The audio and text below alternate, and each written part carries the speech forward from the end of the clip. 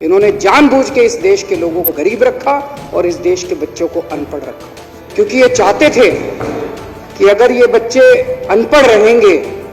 तो ये बच्चे बेरोजगार रहेंगे, अगर ये बच्चे अनपढ़ रहेंगे तो ये बच्चे पिछड़े रहेंगे, अगर ये बच्चे अनपढ़ रहेंगे तो ये गरीब रहेंगे। पिछले 5 साल के 6 साल के अंदर दिल्ली में शिक्षा के क्षेत्र में जो काम हुआ है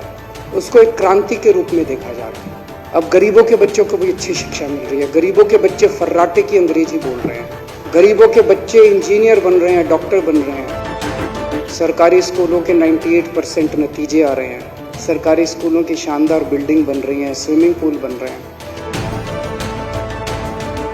अब हमारे सरकारी स्कूलों के बच्चे अमीरों के बच्चों के साथ कंधे से कंधा मिला के आ रहे हैं। तो एक मन में प्रश्न उठना वाजिब है, पिछले 70 साल में इस देश के ऊपर 2 पार्टियों ने राज करा। जो काम दिल्ली में 5 साल में हो गया वो 70 साल में क्यों नहीं हुआ? 70 साल के अंदर इन दोनों पार्टियों ने मिलकर शिक्षा व्यवस्था को ठीक क्यों नहीं किया? आज मैं पूरी जिम्मेदारी के साथ कह रहा हूं कि इन दोनों पार्टियों ने मिलकर एक षड्यंत्र के तहत इस देश की शिक्षा व्यवस्था को बदहाली में रखा है, जानबूझ के रखा गया। इन्होंने जानबूझ के इस देश के लोगों को गरीब रखा और इस देश के बच्चों को अनपढ़ रखा, क्योंकि ये चाहते थे कि अगर ये बच्चे अनपढ़ रहेंगे तो ये बच्चे बेरोजगार रहेंगे, अगर ये बच्चे अनपढ़ रहेंगे तो ये बच्चे पिछड़े रहेंगे, अगर ये बच्चे अनपढ़ रहेंगे तो ये गरीब रहेंगे, ताकि अमीरों को अपनी फैक्ट्रियों के लिए और अपने घरों के लिए सस्ते में लेबर मिल सके, ताकि इन पॉलिटिकल पार्टियों को जब इनको पॉलिटिकल रैलियां करनी हो तो इनको